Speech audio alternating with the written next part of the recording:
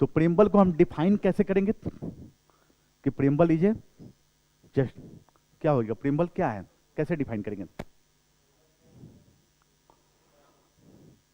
Simple सा, यानी प्रस्तावना जो है संविधान का परिचय है। Preamble is a essence of the our constitutions. ये भी मेंशन कर लेगा, it is not a justiciable. Preamble का विधिक महत्व नहीं है, प्रियम्बल का विधिक महत्व नहीं है। प्रियम्बल किस पर डिपेंडेंट है? प्रियम्बल आखिर हमारे कॉन्स्टिट्यूशंस में प्रियम्बल शब्द हम लोग ये जान लिया कि भाई अमेरिका के कॉन्स्टिट्यूशन से डिराइव किया गया, और अमेरिका के कॉन्स्टिट्यूशंस में उसको एडॉप्ट करने के बाद पूरे होल कंट्री का जहां भी कॉन्स्टिट्यूशन का फ्रेमिंग हुआ है उसके बाद सभी कॉन्स्टिट्यूशंस में प्रियम्बल को एडॉप्ट किया गया है। लेकिन हमारे कॉन्स्टिट्यूशंस में प्रियम्बल को जो एडॉप्ट किया गया है, बेसिकली यह प्रियम्बल जो है वह किस पर डिपेंडेंट है? तो पंडित नेहरू ने 13 दिसंबर 1946 को एक ऑब्जेक्टिव रिजोल्यूशन पेश किया था। यानी पंडित नेहरू ने कॉन्स्टिट्यूएंट असेंबली में 13 दिसंबर 1946 को एक ऑब्जेक्टिव रिजोल्यूशन पेश किया था, एक उद्देश्य प्रस्ताव पेश किया था, ठीक। और वही उद्देश्य प्रस्ताव यानी कॉन्स्टिट्यूएंट असेंबली में पंडित नेहरू ने 13 दिसंबर 1946 को एक ऑब्जेक्टिव रिजोल्यूशन पेश किया था, और उस ऑब्जेक्टिव रिजोल्यूशन को हमारे कॉन्स्टिट्यूएंट असेंबली ने 22 जनवरी 1947 को एडॉप्ट कर लिया था, एडॉप्ट किया था।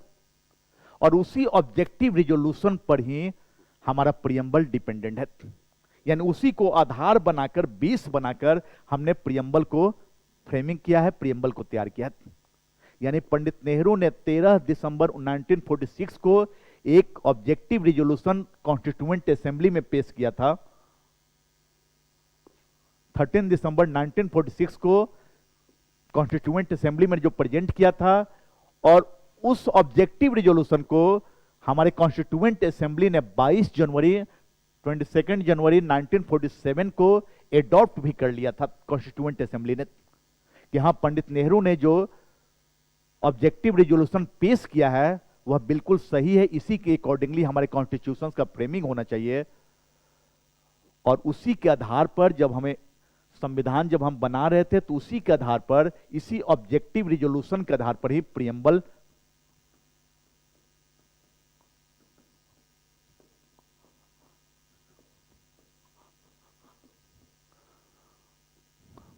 उद्देश्य प्रस्ताव के आधार पर ही प्रियम्बल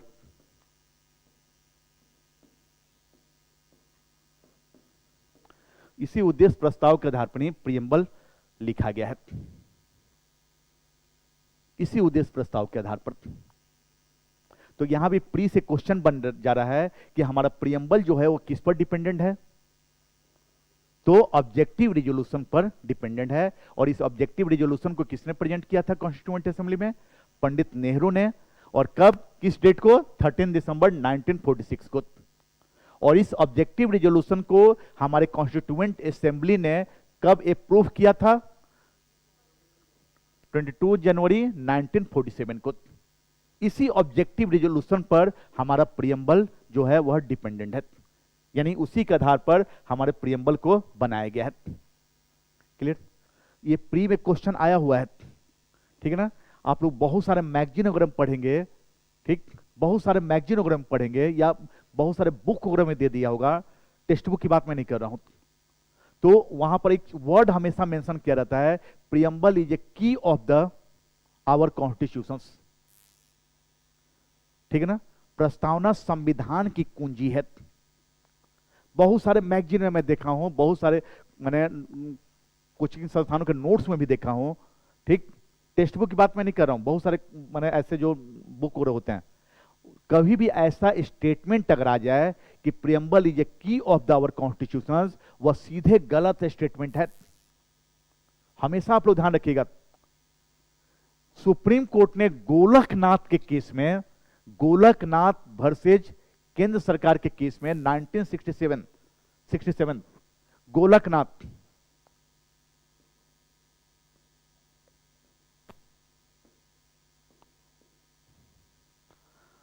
वर्सेज पंजाब 1967।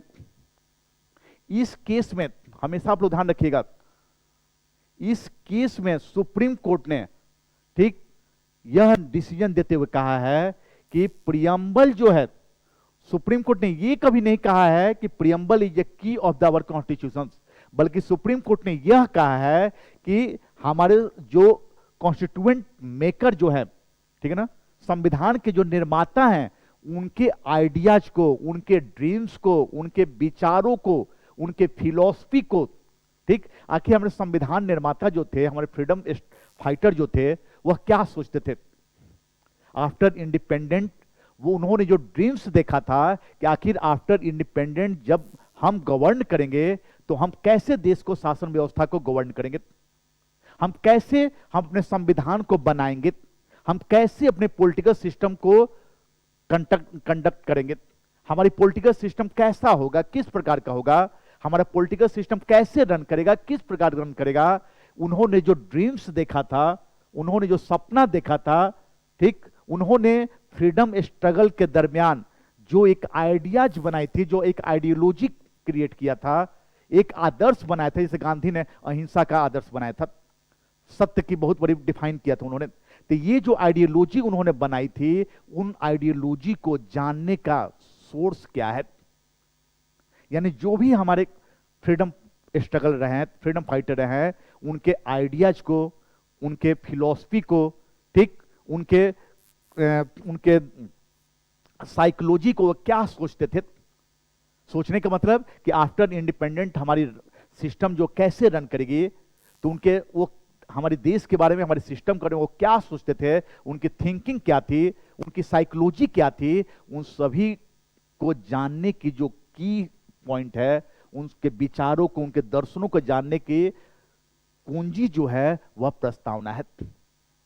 तो हमेशा ध्यान रखिएगा, प्रियम्बल इज ए की ऑफ द, क्या हो जाएगा, प्रियम्बल इज ए की of the constituent makers.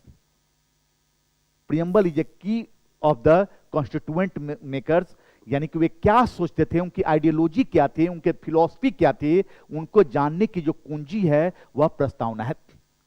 Constitutions के बारे में नहीं, हमेशा ध्यान रखिएगा आप लोग, प्रस्तावना जो है संविधान निर्माताओं के विचारों को जानने की कुंजी है, कॉन्स्टिट्यूशंस के बारे में नहीं है। ये प्री में क्वेश्चन आया हुआ है, हमेशा हमेशा इस चीज को मेंशन ध्यान रखिएगा आप लोग कि प्रस्तावना हमेशा, प्रियम्बल जो है वह हमारे कॉन्स्टिट्यूएंट मेकर के विचारों को, आइडियाज को, उनके फिलॉसफी को, उनके साइकोलॉजी को जानने की कुंजी है, की है, न कि कॉन्स्टिट्यूशंस को जानने की कुंजी है। इस केस में सुप्रीम कोर्ट ने सीधे मेंशन किया है। और इसी केस में हमेशा ध्यान रखिएगा कि इसी केस में न्यायमूर्ति थे, चीफ जस्टिस थे भारत के, जस्टिस हिदायतुल्लाह। आप लोग नाम सुने होंगे, जस्टिस हिदायतुल्लाह, नाम सुने हैं आप लोग, हिदायतुल्लाह।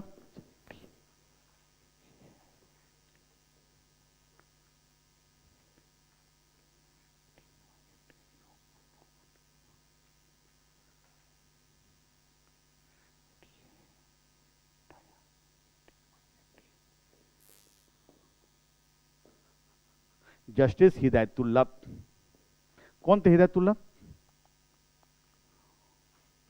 कौन थे? नहीं, जस्टिस तो थे ही, और भी उनके साथ एक खासियत है। Justice Hidayatullah care taker president रहे हैं, एक ही भारत में केयर टेकर प्रेसिडेंट रहे हैं। आप लोग जानते हो कि प्रेसिडेंट का पोस्ट अगर किसी वजह से वैकेंट हो जाता है, ठीक, तो कौन प्रेसिडेंट का पद संभालता है? Vice president. और वाइस प्रेसिडेंट भी अगर नहीं है, वो भी रिजाइन कर दिया, तो भारत के प्रेसिडेंट कौन बनेगा? Chief justice of India. Justice Hidayatullah साहब 2 बार भारत के केयर टेकर प्रेसिडेंट रहे हैं। तो जस्टिस हिदायतुल्लाह भारत के केयर टेकर प्रेसिडेंट रहे हैं, अब प्लस भारत के वाइस प्रेसिडेंट फुल टर्म के लिए रहे हैं। हाँ, वाइस प्रेसिडेंट भी रहे हैं, ठीक। इन्होंने ही इसी केस में कहा था कि preamble is a soul of the our constitutions. Preamble क्या है? संविधान की आत्मा है। क्लियर ना?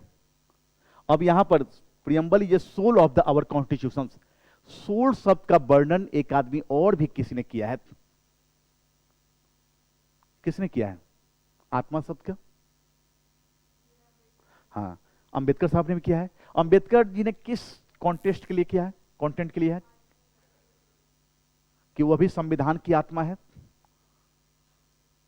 आर्टिकल 32 यानी 6 जो छठा जो फंडामेंटल राइट्स है उसके रिगार्डिंग, कॉन्स्टिट्यूशनल रेमेडीज के regarding, right of the constitutional remedies, संवैधानिक उपचारों का अधिकार, ठीक है ना। जो छठा जो फंडामेंटल राइट्स है, राइट टू कॉन्स्टिट्यूशनल रेमेडीज, संवैधानिक उपचारों का अधिकार, उसको डॉक्टर अंबेडकर ने soul of the our constitution कहा है। लेकिन अगर आर्टिकल्स की बात किया जाए तो आर्टिकल 32 को, आर्टिकल 32 अनुच्छेद 32 को हमेशा आप लोग ध्यान रखना कि अगर फंडामेंटल राइट्स, हमारे यहां 6 कॉन्स्टिट्यूशन के द्वारा 6 फंडामेंटल राइट्स को डिराइव किया गया है। हमारे कॉन्स्टिट्यूशन के द्वारा इंडियन सिटीजन्स को 6 फंडामेंटल राइट्स दिया गया है। ठीक, तो छठे मौलिक अधिकार को डॉक्टर अंबेडकर ने संविधान की आत्मा कहा है। और अगर आर्टिकल की बात किया जाए, अनुच्छेद के रूप में बात किया जाए, तो अनुच्छेद 32 को डॉक्टर अंबेडकर ने संविधान की आत्मा कहा है। क्लियर? तो अंबेडकर ने आर्टिकल 32 को क्या कहा है?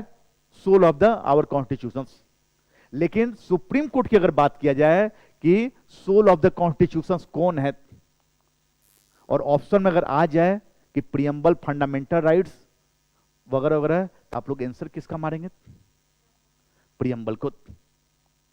हमेशा अंबेडकर ने आर्टिकल 32 को soul of the our constitution कहा है, और फंडामेंटल राइट्स के रूप में छठा fundamental rights, right to constitutional remedies, संवैधानिक उपचारों के अधिकार को।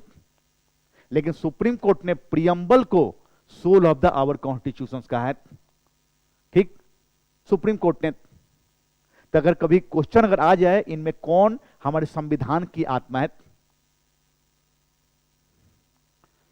ठीक, in which soul of the our constitution, अगर ऑप्शन दे दे फंडामेंटल राइट्स, नहीं सॉरी फंडामेंटल राइट्स हटा दीजिएगा, अगर ऑप्शन दे दे प्रियम्बल, ठीक, प्रियम्बल दे दे, आर्टिकल 32 दे दे, आर्टिकल 32 दे दे, ठीक, और अगर ये अगर आ जाए आर्टिकल 32 अगर आ जाए, और डीपीएसपी अगर आ जाए, DPSP directive principle of the states, और दे दे कि नन ऑफ द अबव, तो आंसर क्या होगा आपका? आंसर प्रियम्बल, क्योंकि सुप्रीम कोर्ट ने प्रियम्बल को सोल ऑफ द कॉन्स्टिट्यूशन कहा है। और आप लोग जानते हो कि हमारे कॉन्स्टिट्यूशंस को डेराइव करने का, इंटरप्रिटेट करने का राइट्स जो है वह सुप्रीम कोर्ट को है। सुप्रीम कोर्ट को हमारे संविधान को व्याख्या करने का अधिकार है, तो सुप्रीम कोर्ट ने प्रियम्बल को हमारे संविधान की आत्मा कहा है। अगर डॉक्टर अंबेडकर के बारे में पूछ दे कि डॉक्टर अंबेडकर ने किसको संविधान की आत्मा कहा है, तब आप अनुच्छेद 32 मार सकते हैं। क्लियर ना?